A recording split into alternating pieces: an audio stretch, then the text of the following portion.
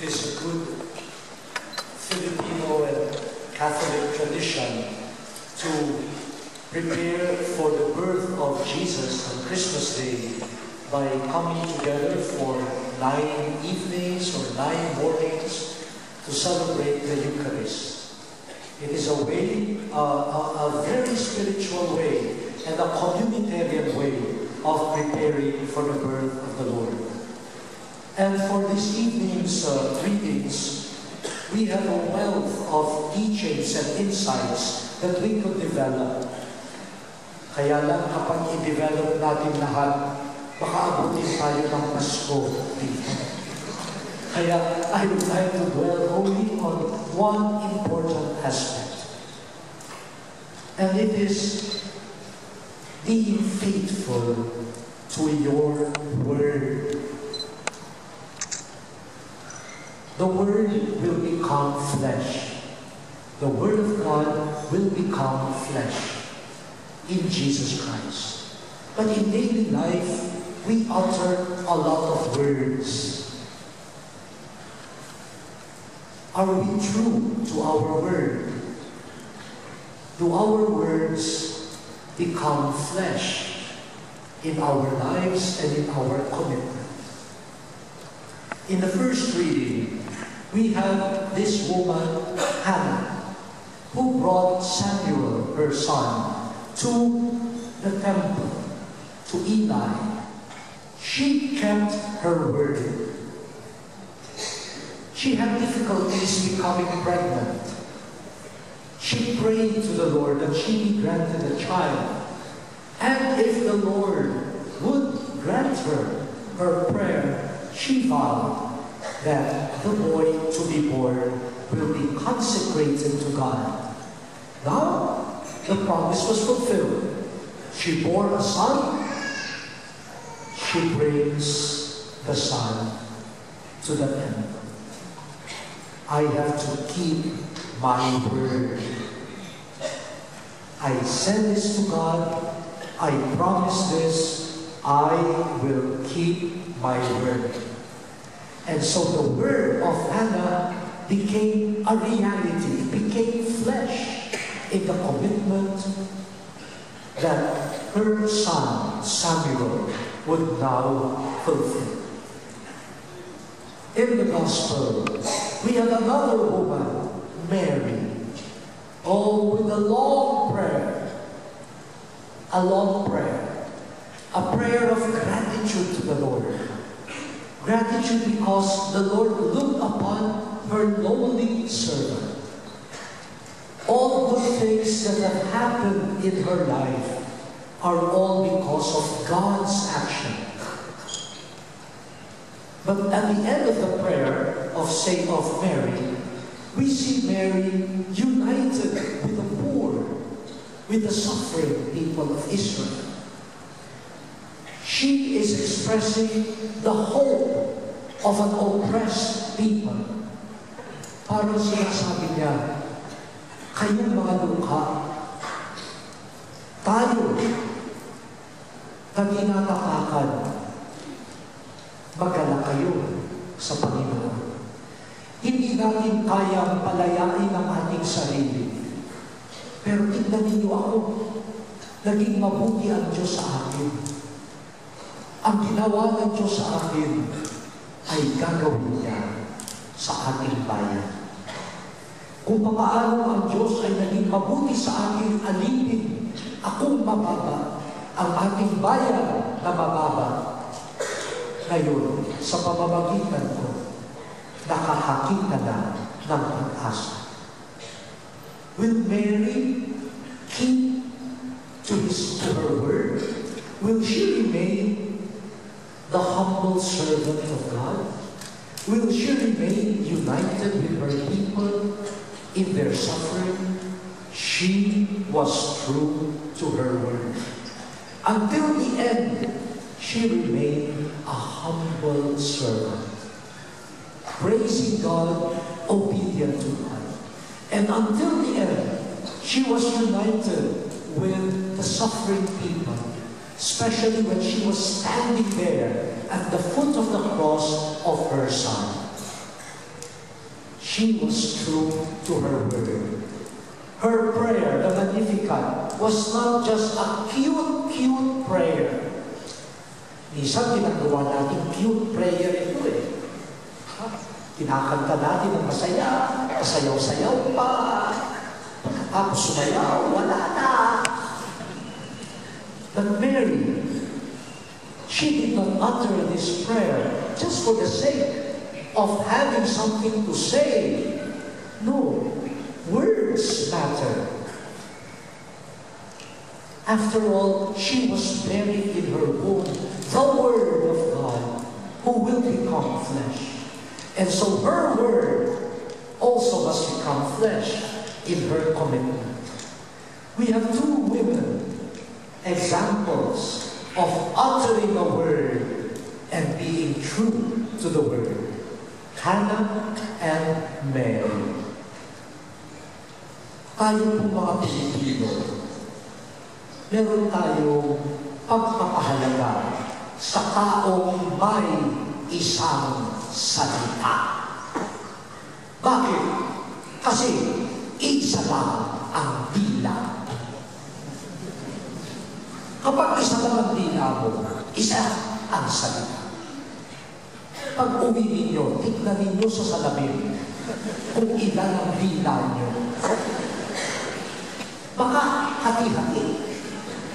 Kaya walang salita na pinangangatawanan. Isa ang dila, isa ang salita, pangatawanan.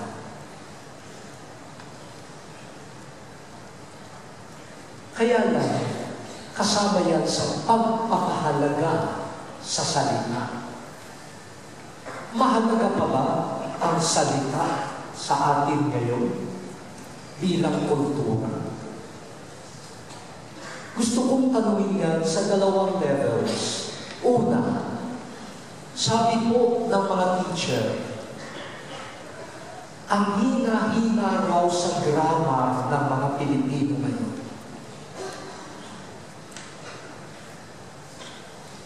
Wala nang pagpapahalaga sa salita. Kahit sabihin, the boy are playing. Okay na yun. Kahit sabihin pa, the girls is pretty. Okay na yun. Wala nang pagpapahalaga sa salita. Is ba yan? Are ba yan? Sabi ko naman, baka kaya mahina ay English. Tinanong ko ang isang Filipino teacher, pati raw sa Pilipino, hindi na maayos ang kama. Halo-halo na nga eh. Sisimulan sa Tagalog. Ang mga bata ngayon ay aware na sa mga situations ng ating bansa. Nagsimula sa Tagalog, sinigil na ng Ingles, nagsimula na naman ng Tagalog, ano ba ang salita mo? Nagsimula ka sa Ingles, tapusin mo, pangatawanan mo yung English mo. Sinimulan mo sa Tagalog, pangatawanan mo sa magandang Tagalog. Parang hindi na nagpapahalaga sa salita. E kung hindi pinahahalagahan ng salita, maaasahan mo ba na tutuparin ang salita? Yung mga nagte-text na hindi bumabasa, ano bang salita yan? You, letter U. Ba't hindi ba sabi, Y-O-U? Ako kasi teacher din ho. Nakakakuha ako ng test papers na ang sulat ng mga bata ay kung paano sila mag-text. Nasanay na mag-text ng gano'n, gano'n na rin ang salita. Before Christ was born, yung before, be, at saka before. Ano ang pagpapahalaga sa salita?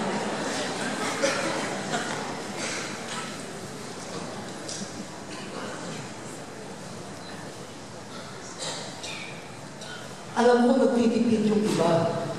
Pag tinipid mo ang salita, titipirin mo rin ang iyong pagsasabuhay ng salita. Mga magulang, ibigay niyo namang pangalan sa inyong mga anak, tunay na salita. Hirap na hirap po ako kapag magbibinyag, magkukumpil, hindi ko mabasa. Ano bang pangalan nito? Meron akong kinumpilan. Sabi ko, nakalagay X, Y, Z. Sabi ko, iho, ano binabasa yung pangalan mo? X.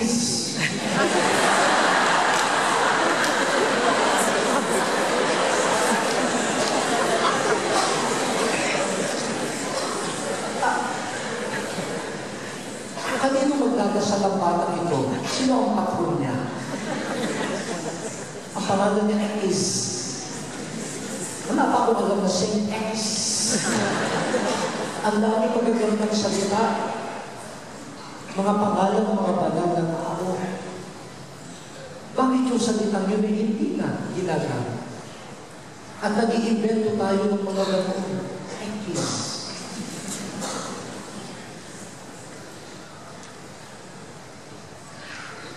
Mga kababayan, yan ang tanong ko. Ang salita, pangangatawanan ng Diyos, magiging tao. Salitang kumikilos, salitang magliligtas, ang salitang binitiwan ng Diyos, pangangatawanan ang kanyang misyon. Ang salita ni Hana, tinupad niya. Ang salita ni Maria, naging buhay niya. Pilipino. May isa ka bang salita? Pangangatawanan mo ba ang iyong salita? Kung meron dito mga government officials, ang dami ninyong sinalita. Noong kayo ay nangangampanya. Pangatawanan ang inyong salita. Mga mag-asawa, paiyak-iyak pa kayo nung kayo ay kinasal. Pinag-aralan niyo pa ang inyong diction, I'm Jew.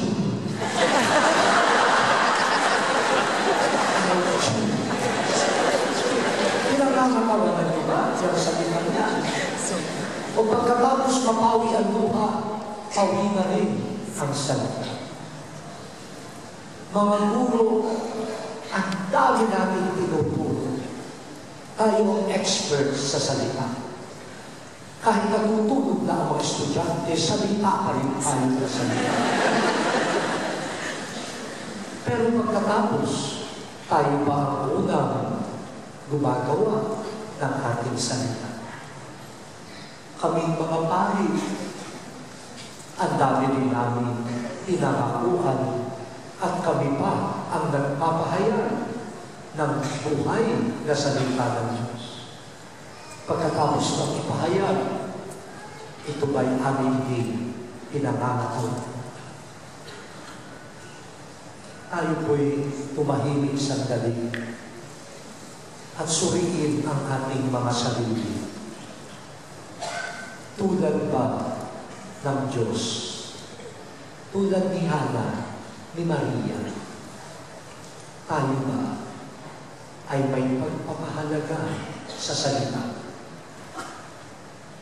Tinutupad ba natin ang ating salita?